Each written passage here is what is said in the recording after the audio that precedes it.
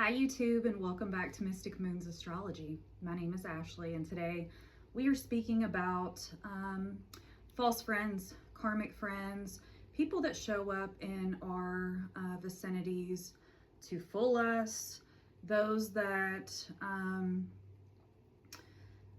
don't have our best interest at hand. So I wanted to talk about this because the past couple years, we've all been going through kind of some epiphanies when it comes to who we allow in our space, and also reevaluating like who we have around us and if they are for our best good.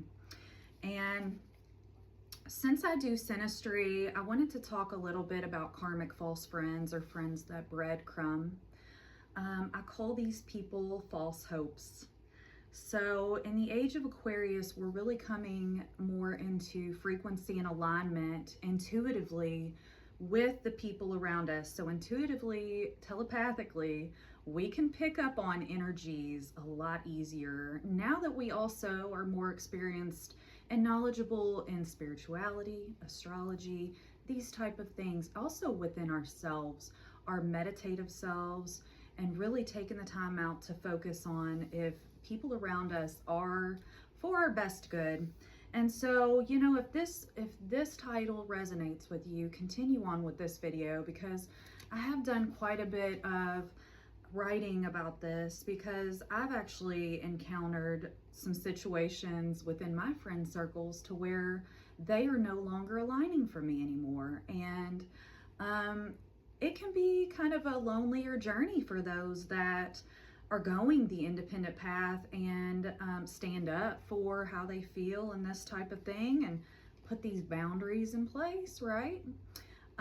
However, I do believe that there is a reason for them, for us to intuitively be picking up in our heart and soul that these people don't have our best interest at heart. So it's time to move on.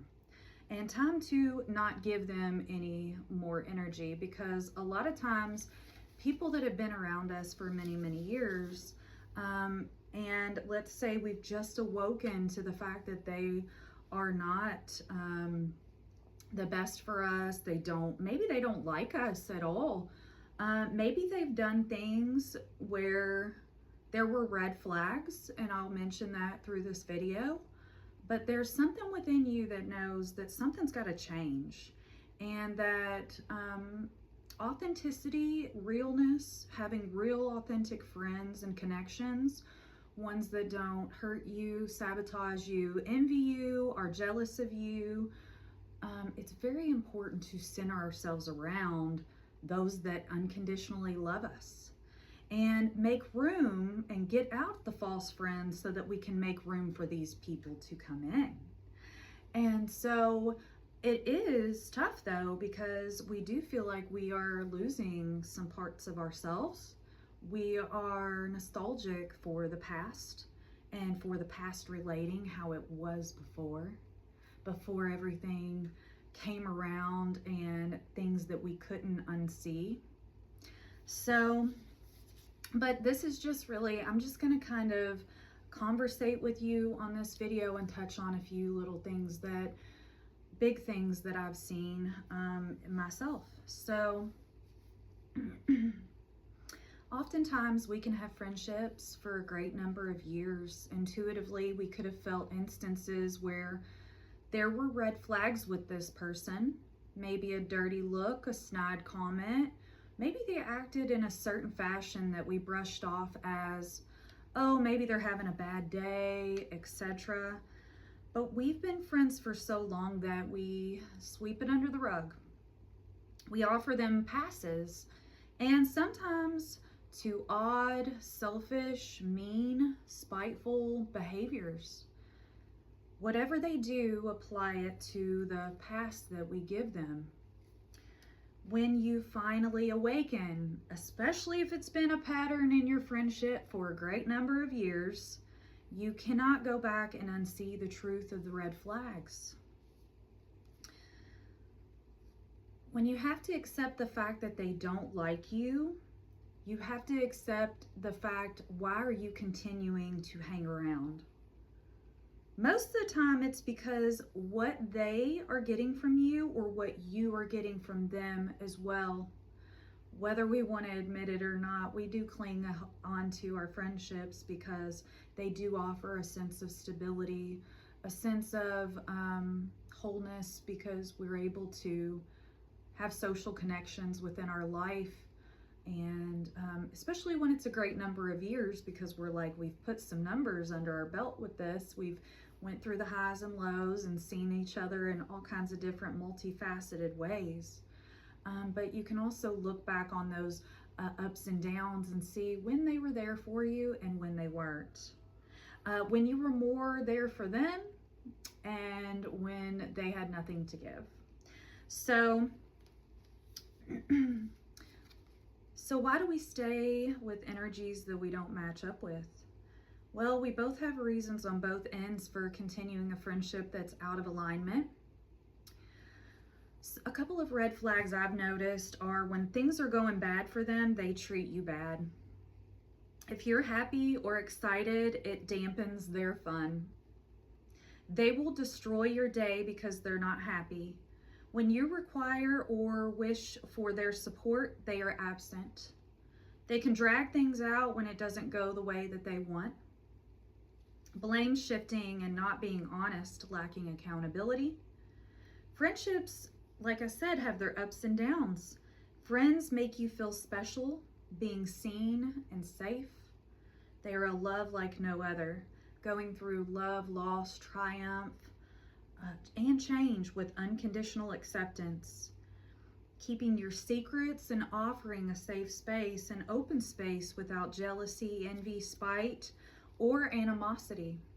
Sharing the joys and the sorrows of life, they laugh with you, not at you. Sharing freely of wisdom, knowledge, and human collaboration, bringing out the most fun parts of our personalities to play, because friendships are easy. Together, friends share in mutual reception and generosity, camaraderie, laughter, conversation, kind gestures, thoughtfulness, offering mutual fellowship, reciprocal support, and sentiments.